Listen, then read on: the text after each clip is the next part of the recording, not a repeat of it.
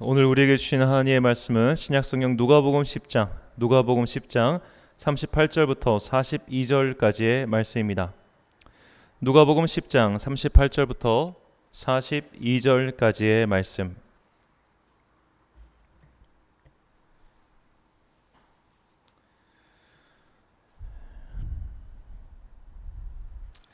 이제 하나님의 말씀 우리 같이 한 목소리 서로 한 절씩 교독하시겠습니다. 그들이 길 갈 때에 예수께서 한 마을에 들어가심에 마르다라 이름하는 한 여자가 자기 집으로 영접하더라. 그에게 마리아라는 동생이 있어 주의 발치에 앉아 그의 말씀을 듣더니 마르다는 준비하는 일이 많아 마음이 분주한지라 예수께 나아가 이르되 주여 내 동생이 나 혼자 일하게 두는 것을 생각하지 아니하시나이까. 그를 명하사 나를 도와주라 하소서.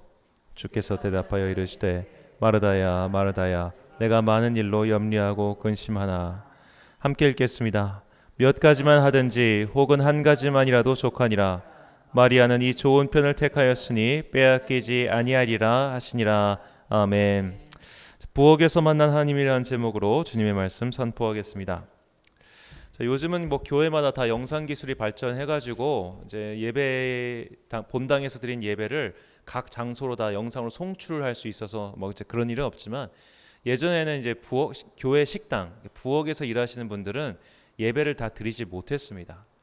그러니까 이제 보통 교회들이 다 9시 예배, 그다음에 11시 예배가 있다고 하면 그러니까 이론적으로는 맞아요. 이론적으로는 9시 예배 드리고 그 사이에 밥 준비해가지고 점심을 준비하면 되는데, 9시 예배가 딱 제 시간에 끝나면 되는데 그날따라 설교가 좀 길어지거나 하면은 이분들은 예배를 중간에 설교 끝나자마자 나가시거나 해서 한 2시간 가까이를 계속 준비를 하셨어야 됐습니다.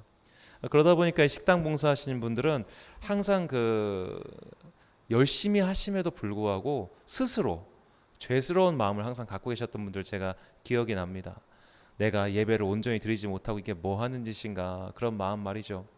자, 그럼 그렇게 수고하고 봉사해서 식당에서 교인들을 위해서 밥을 차려주면 존중이라도 받으면 좋은데, 참 인간은 못됐다. 인간이 참 못된 게, 그렇게 밥을 차리고 하는 거를 수고스럽다는 걸 다 알면서도 그들을 존대하진 않아요. 그냥 무술이 취급하는 경우가 참 많았습니다. 자, 이런 취급도 참 여러 가지로 힘들죠.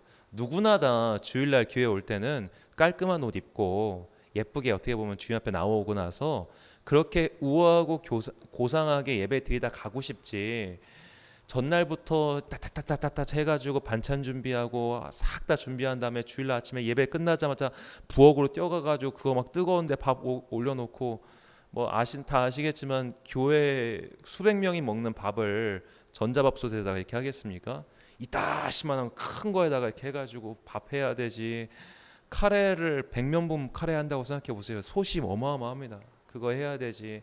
김치 썰어야 되지. 그거를 누군들 하고 싶겠냐고. 집에서도 하기 싫어 죽겠는데. 그렇게 해서 준비하는 거를 다 고맙게 먹으면 좋을 텐데 꼭 이런 말 하시는 분도 있어. 짜. 싱거워. 이번 주도 카레야? 아유 정말 진짜. 제가 이렇게 교회에서 이제 식당 봉사 이렇게 하시는 분들 쭉 보면 항상 그런 마음이 힘든 게 있단 말이죠. 자, 이런 것도 힘든데 가장 힘든 게 뭐냐면, 가끔씩 예전에는 말씀 때문에도 힘들었어요. 바로 오늘 본문 말씀 때문입니다. 자, 마르다와 마리아의 이야기예요. 오늘. 자, 마르다와 마리아는 자매였어요. 그리고 이 위에는 사실 오빠가 한 명 더 있습니다. 나소로라고 하는 오빠가 있었어요. 이 세 명이 함께 살았던 것 같아요. 그랬는데, 자, 이 마르다는 신심이 아주 훌륭한 신앙인이었어요. 그래가지고 예수님을 초청해서 집에서 이제 어떤 모임을 갖습니다. 예수님은 혼자 다니지 않으셨어요. 항상 제자들이 우수수수 딸려 달렸어요. 그러니까 12제자라고 하지만 12제자 외에도 사실 훨씬 더 많은 사람들이 있었습니다. 우리가 사도행전에 보면 그 오순절 마가의 다락방에서 성령을 체험한 사람이 120문도라고 하거든요. 120명이 있었다. 그러니까 굉장히 많은 사람들이 있었을 거란 말이에요. 자, 120명까지는 아니었어도 최소한 수십 명의 사람들, 혹은 그것보다 덜 할 수 있겠지만 하여튼 최소한 단독은 아니었고 여러 사람이 마르다의 집에 왔습니다. 자, 그곳에서 있는데, 지금 이제 예수님은 말씀을 그들과 나누고 계셨고 마르다는 지금 식탁을 준비하고 있는 거예요. 이걸 이제 이 상황을 상상해 보면 명절에 막 일가친척이 다 모였어요. 모였는데 지금 부엌에서 엄마는 정신없이 전 부치고 뭐 하고 있는 거예요. 자, 근데 그때 정작 이 일을 함께 도와줘야 될 내 동생 마리아는 앞에서 말씀을 듣고 앉아 있어요. 다시 또 비유하자면 열심히 전 부치고 뭐 하고 있는데 그 시누이들 와가지고 뭐 그런 일이 실제로 있을까 모르겠어요. 시누이들 와가지고 자기는 먹고만 있는 거예요. 좀 도와주면 좋을 텐데. 자, 그런 식으로 얘만 혼자 일하고 있으니까 마음이 힘들어졌어요. 그래가지고 마르다가 예수님한테 얘기를 합니다. 예수님, 내 동생 제가 지금 저럴 때가 아니에요. 나랑 같이 이거 일을 같이 도와줘야 되는데 쟤 지금 뭐 하고 있냐요. 쟤를 좀 혼내줘가지고 같이 좀 일 좀 하게 해주세요라고 하니까 예수님께서 오늘 본문에서 이렇게 말씀하십니다. 41절과 42절 말씀입니다. 주께서 대답하여 이르시되 마르다야 마르다야 내가 많은 일로 염려하고 근심하나 몇 가지만 하든지 혹은 한 가지만이라도 족하니라. 마리아는 이 좋은 편을 택하였으니 빼앗기지 아니하리라 하시니라. 아멘. 자, 여기서 좋은 편을 택하였다라는 말씀 때문에 식당 봉사일은 하찮고 말씀을 듣는 일이 더 귀하다라는 인식을 성도들에게 심어주었습니다. 자, 이 말씀만 떼어놓고 보면 마치 말씀 듣는 일이 훨씬 더 중요한 일인데 너는 지금 식당에서 일하는 것 때문에 이 귀한 시간을 뺐느냐라고 질책하는 것처럼 보이기도 합니다. 자, 그러나 예수님의 뜻은 이것이 아니었습니다. 우리가 이 본문의 속에 나오는 의미를 제대로 알려면 성경 전체, 그러니까 복음서에서 나타난 마르다와 마리아가 어떤 사람인지를 우리가 조금 더 정확하게 알아야 됩니다. 자, 먼저 마리아부터 살펴보면 마리아는 그 유명한 예수님의 발에 향유를 부은 여인이에요. 요한복음 11장 2절 말씀. 이 마리아는 향유를 주께 붓고 머리털로 주의 발을 닦던 자요 병든 나사로는 그의 오라버니더라. 아멘. 자, 이렇게 향유를 부은 여인, 그 유명한 여인인데 누가복음은 이 향유 부은 여인이 어떤 여인이었는지 이렇게 소개합니다. 누가복음 7장 37절. 그 동네에 죄를 지은 한 여자가 있어 예수께서 바리새인의 집에 앉아 계심을 알고 향유 담은 옥합을 가지고 와서. 아멘. 자, 그러니까 마리아는 뭔가 좀 삶의 어려움을 겪었던 여인이었어요. 그 어려움이 구체적으로 무엇인지에 대해서는 성경은 설명해 주지 않습니다. 하여튼 분명히 그는 굉장히 어려움을 겪었고 그 어려움을 겪다가 예수님을 강하게 만난 사람이었어요. 그러니까 지금 마리아의 상태는 너무 행복한 거예요. 내가 죄에서 건진받고 주님을 만나서 이제 마음이 뜨거운 상태. 그게 현재 마리아의 상태였습니다. 교회에서 신앙생활 하다 보면 이런 성도님들 계십니다. 막 교회 다니시는 게 너무 행복하신 분, 막 교회 가서 찬송하고 기도하고 주님을 영접하고 이게 너무너무 행복해가지고 그냥 말씀 듣고 찬양하고 기도만 하고 싶어 하시는 분들 계세요. 이런 분들이 보통 새신자 혹은 초신자 혹은 막 성령 체험 하신 분들이죠. 즐거울 때입니다. 행복할 때입니다. 자, 그래서 그 시기의 분들한테는 교회는 경험적으로 봉사를 맡기지 않습니다. 그냥 온전하게 자, 저분은 지금 예배 드릴 때야, 기도할 때야, 찬양할 때야 하고 인정을 해줘요. 왜냐하면 그런 시기가 필요하기 때문에. 오히려 그때 막 그분들이 열심히 교회 다니고 막 너무너무 즐거워한다고 이것저것 봉사하기 시작하면 그분 1년도 안 돼서 교회 나가버립니다. 지쳐버리거든요. 지금은 그러니까 잘할 때예요. 양육이 필요할 때예요. 먹어야 될 때예요. 마리아는 지금 그렇게 신앙이 쑥쑥쑥 자랄 때였기 때문에 무엇보다 마리아에게 급한 것은 바로 영양 섭취, 믿음의 말씀 섭취였습니다. 자, 그렇다면 그의 언니였던 마르다는 어떤 사람이었을까요? 자, 마르다가 어떤 사람인지를 가장 명확하게 보여준 사건이 요한복음 11장에 나오는 그 유명한 나사로의 부활 이야기입니다. 좀 이야기가 긴데 제가 읽어드리겠습니다. 요한복음 11장 21절부터 27절까지의 말씀입니다. 마르다가 예수께 여짜오되 주께서 여기 계셨더라면 내 오라버니가 죽지 아니하였겠나이다. 그러나 나는 이제라도 주께서 무엇이든지 하나님께 구하시는 것을 하나님이 주실 줄을 아나이다. 예수께서 이르시되 내 오라비가 다시 살아나리라. 마르다가 이르되 마지막 날 부활할 때는 다시 살아날 줄을 내가 아나이다. 예수께서 이르시되 나는 부활이요 생명이니 나를 믿는 자는 죽어도 살겠고 무릇 살아서 나를 믿는 자는 영원히 죽지 아니하니 이것을 내가 믿느냐. 이르되 주여 그러하여다. 주는 그리스도시요 세상에 오시는 하나님의 아들이신 줄 내가 믿나이다. 아멘.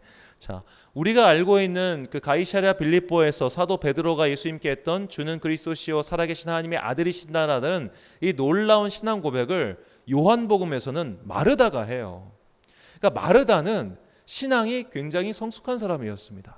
신앙이 나름 수준이 오른 사람이었어요. 그렇기 때문에 지금 마르다에게는 지금 예수님의 말씀을 급하게 듣는 것이 아니라 그 말씀이 필요한 사람들을 위해서 식탁을 준비할 수 있는 정도의 믿음의 수준이 된 것이죠. 자, 다시 옛날 이야기로 돌아가서 교회에서 식당 봉사하시는 권사님들은 그냥 새내기 신자가 아니었습니다. 오래 신앙생활 하셨고 성도들을 위해서 봉사할 수 있는 마음을 가지신 분들이셨어요. 그런 분들이니까 그 굳은 일을 마다하지 않고 할 수 있었던 겁니다. 그러니까 누구 남을 위한 봉사는 내가 만약 믿음의 수준이 안 됐을 때 하면은 분란이 일어나고 싸움만 일어나고 거기서 좋은 일이 하지 없어요. 오히려 믿음이 조금 더 성숙한 사람들, 남을 섬겨줄 수 있는 사람들, 그런 사람들이 누군가를 위한 봉사의 일을 하는 겁니다. 자, 이렇게 마르다와 마리아의 신앙 상태를 이해한 후 오늘 본문을 다시 봐야죠.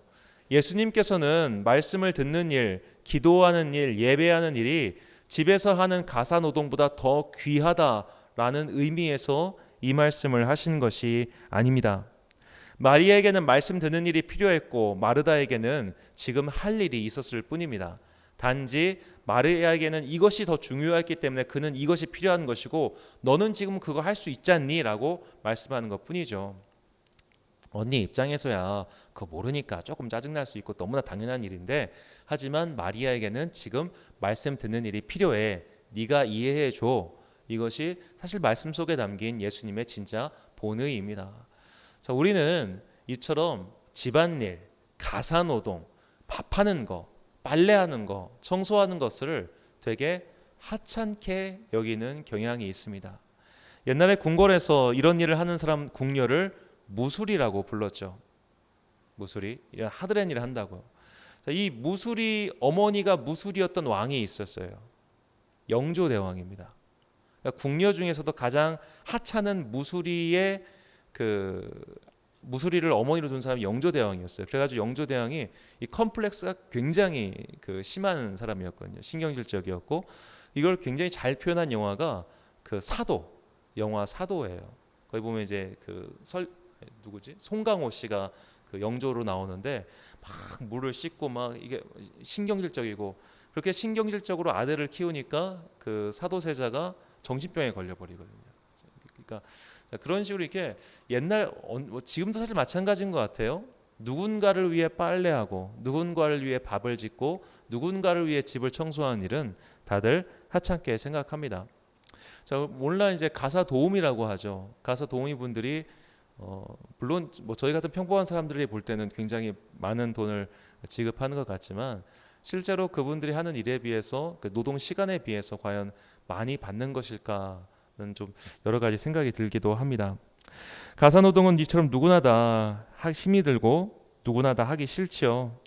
그래서 교회에서도 이런 노동은 다 피하고 싶고 하기 싫어하는 일인 것은 분명합니다.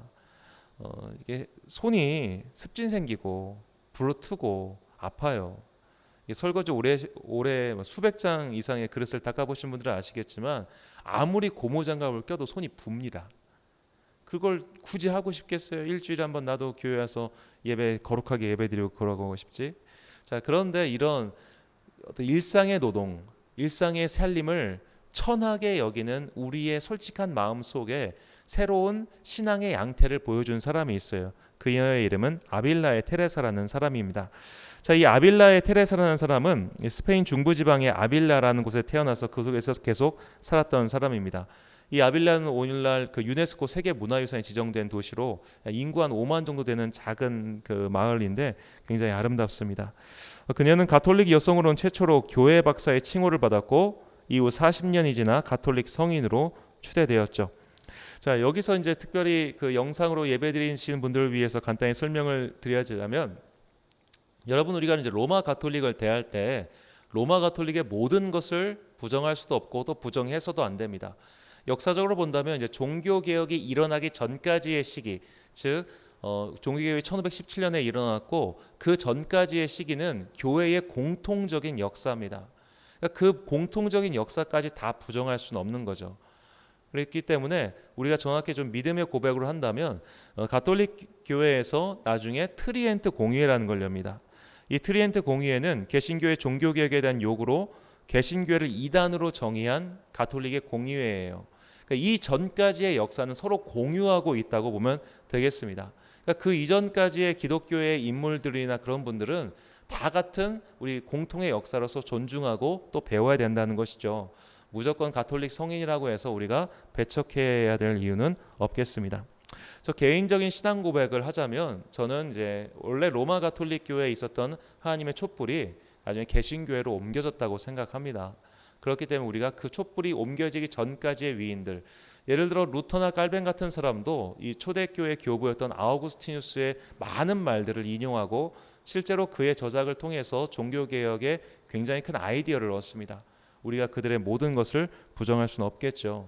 깔벤 같은 사람도 11조 사용의 원칙 같은 경우는 교황 그레고리우스의 칙령을 근거로 해서 제시를 합니다. 모든 기독교의 역사를 다 부정할 수는 없다는 것을 꼭 기억해 주셨으면 좋겠습니다. 자, 이 아빌라의 테레사는 그 유대인 출신이었고 귀족 집안의 여성으로 태어났습니다. 그래가지고 그의 아버지가 그 딸에게도 글쓰기와 그 독서를 강조했는데 특별히 이 그녀는 어렸을 때부터 성인들의 전기, 기독교 성인들의 이야기를 많이 읽고 컸다고 해요. 그런데 이제 그녀는 좀 몸이 선천적으로 안 좋아가지고 이렇게 병원을 다녔다고 해야 될까 했는데 그 당시엔 병원이 수녀원이었습니다. 수녀원, 수도원에 간단한 의료시설들이 있었어요. 그래서 그곳을 다니면서 나도 나중에 이곳에 들어오고 싶다 해서 그녀가 19살에 수녀원에 들어옵니다.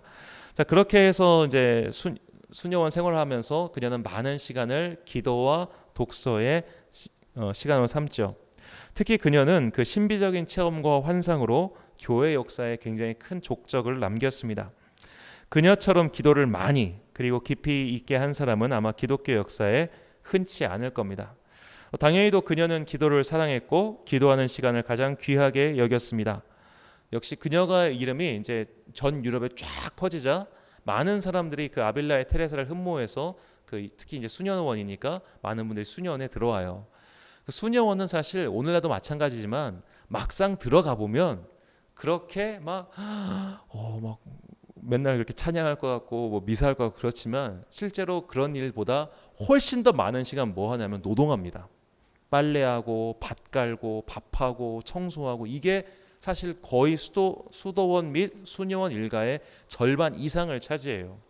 그러니까 우리가 영상이나 그런 걸로 보는 예배 시간은 물론 많죠. 하루에 5번 이상씩 미사를 드리고 예배를 드리고 기도 시간이 있지만 그것보다 훨씬 많은 시간을 사실 그분들은 노동을 하며 지내야 됩니다. 그래서 이 중세 시대의 수도원이라고 하는 것은 거대한 일종의 공장 같았어요. 그래서 그 안에서 이제 성경 필사를 하기도 하고 또 양조장을 만들기도 하고 그래서 이제 오늘날 증류수가 전부 다 수도원 출신이죠. 그런 식으로 이렇게 다 노동을 하는 공간이었습니다. 자, 그러다 보니까 한 수녀가 테레사 수녀에게 이런 말을 해요. 나 좀 이렇게 부엌에서 일 안 하고 좀 기도만 좀 하고 싶어요, 원장님. 내가 좀 기도하던 시간을 좀 늘려주면 안 될까요? 그 말을 하자 아빌라의 테레사가 이렇게 대답했습니다. 되게 유명한 말입니다. 주님은 솥단지와 냄비들 사이에서도 걸어 다니신다. 자, 테레사 수녀는 교회의 예배와 기도 생활을 포함한 일상의 모든 것이 하나님과 교제하는 통로가 될 수 있음을 알았던 것입니다. 자, 우리가 이렇게 일상의 모든 것들 우리가 걸어도 주님과 교제할 수 있고 설거지를 해도 주님과 교제할 수 있고 찬송을 청소를 해도 다 주님과 교제할 수 있다고 이렇게 일상의 교제 방법을 깨달으면 우리는 비로소 데살로니가전서에서 사도 바울이 우리에게 말했던 것을 실천할 수 있게 됩니다. 데살로니가전서 5장 17절 말씀 같이 읽겠습니다. 시작. 쉬지 말고 기도하라. 아멘. 자, 예배당에서 무릎 꿇고 두 손을 모으고 하는 기도만이 하나님과 교제하는 유일한 길이 될 수는 없습니다. 우리는 오히려 일상의 거룩함을 추구해야 합니다. 식탁에서도 부엌에서도 그리고 청소를 하면서도 하나님과 교제하는 거룩한 생활을 할 수 있습니다. 이렇게 하나님과 일상에서 교제하는 거룩한 생활을 하기 위해서 우리가 할 수 있는 가장 좋은 방법이 바로 찬양이에요. 내가 알고 있고 내가 익숙한 찬양을 설거지를 하면서도 할 수 있고 청소를 하면서도 할 수 있는 겁니다. 설거지를 하면서 빛의 사자들이여 어서 가서 이렇게 옛날엔 진짜 그런 분들 많았어요. 청소기를 밀면서도 찬양하고 실제로 이것 때문에 진짜 복음을 믿게 된 사람이 있는데 그 공병호 박사라는 분이 있습니다. 공병호 박사라고 원래 자기계발서로 굉장히 유명한 분이신데 이분 부인께서 그냥 설거지를 할 때 설거지하면 좀 심심하잖아요. 그래가지고 라디오로 설교를 틀어놓고 그냥 설거지를 하신 거예요. 그냥 그분에겐 그게 습관이었어요. 근데 이 남편분이 그날따라 책을 쓸 걸 구상하고 있었는데 그 라디오에서 나오는 설교를 듣고 주님을 영접합니다. 평생 전도해도 교회 죽어도 안 가던 사람이 그냥 설거지할 때 라디오에 틀어놓은 설교 말씀 듣고 주님을 믿게 된 거예요. 물론 이제 하나님의 때가 찼기 때문에 그렇게 된 것이긴 하겠지만 이처럼 우리가 일상에서 그렇게 아무렇지 않게 하는 찬송, 설교 듣기, 말씀 듣기가 실제로 내 영혼에 굉장히 좋은 영향을 미치고 있습니다. 의미 없는 것 같지만 굉장히 의미 있는 시간인 것이죠. 자, 이처럼 오늘날처럼 예전에는 그 찬양이 많지 않을 때 옛날 믿음의 선조들은 예수기도라는 걸 드렸습니다. 그래서 노동을 하면서 하나님의 아들 예수 그리스도시여 나를 불쌍히 여기소서라는 말을 계속 속으로 반복하면서 노동을 했던 것이죠. 자, 가톨릭에는 이렇게 할 수 있는 일상적인 기도를 위한 방법 중 하나가 그들이 개발한 게 그 묵주 기도라는 게 있어요. 이 묵주는 이제 라틴어로 로사리오라고 하는데 이게 장미입니다. 장미라는 뜻인데 이 묵주를 이렇게 하나씩 돌려가면서 그 성모송을 부르고 하는 기도예요. 이게 이제 16세기에 나온 기도문인데 이제 우리한테는 기본적으로 좀 거부감이 있습니다. 왜냐하면 염주알 돌리는 거랑 똑같거든요. 예. 그래서 우리한테는 좀 거부감이 있어서 어려운 거지만 뭘 배워야 되냐면 이 사람들이 어떻게 하면 일상 속에서 내가 쉬지 말고 기도할 것인가를 고민한 끝에 나온 결과문이라는 것은 우리가 이제 좋게 평가할 수는 있겠습니다. 예. 자, 이처럼 우리는 일상에서 내가 어떻게 하면 주님과 간단하게 그리고 교제할 수 있는 방법이 무엇일까를 한번 생각해보고 실천해 봐야죠. 특히 부엌에서 일어나는 일들은 우리의 경건 훈련에 굉장히 큰 도움이 됩니다. 왜냐하면 부엌에서 일어나는 모든 일은 결국 사람의 입에 관련된 일이기 때문이죠. 입에 관련되어 있다는 것은 생명과 직결되어 있다는 소리이기도 합니다. 내가 밥을 지으면서 주님 이 밥을 먹는 사람들이 이 밥을 통해서 하나님의 은혜가 성령님의 은혜가 그들 안에 들어가게 해주세요. 주님 이 반찬을 통해서 성령님의 교통하심이 그들 가운데 임하게 해주세요. 그리고 설거지를 하면서도 주님께서 우리의 죄를 사하셨듯이 내 영혼도 이렇게 깨끗하게 해주세요 라는 그런 간단한 마음으로 기도하는 게 쉽지 않아요. 해보니까 쉽지는 않습니다. 쉽지는 않지만 그런 것들이 우리의 영혼을 주님과 날마다 깊게 교제하게 만드는 굉장히 중요한 통로라는 겁니다. 일상생활 중에 이렇게 인간의 생명과 가장 깊이 관련된 부엌이야말로 우리의 영성훈련의 가장 좋은 장소죠. 자, 우리는 예수님께서 섬기는 자로 오셨다는 말씀을 주목해서 봐야 됩니다. 누가복음 22장 27절 말씀입니다. 앉아서 먹는 자가 크냐 섬기는 자가 크냐 앉아서 먹는 자가 아니냐 그러나 나는 섬기는 자로 너희 중에 있노라. 아멘. 자, 여기서 섬기는 자라고 보니까 헬라어 디아코노스는 일하다 봉사하다 섬기다라는 뜻이기도 하지만 이 헬라어 문화권에서는 이 디아코노스를 집에서 일하는 사람이라고 정했습니다. 특별히 이 중에는 요리사가 포함되어 있었어요.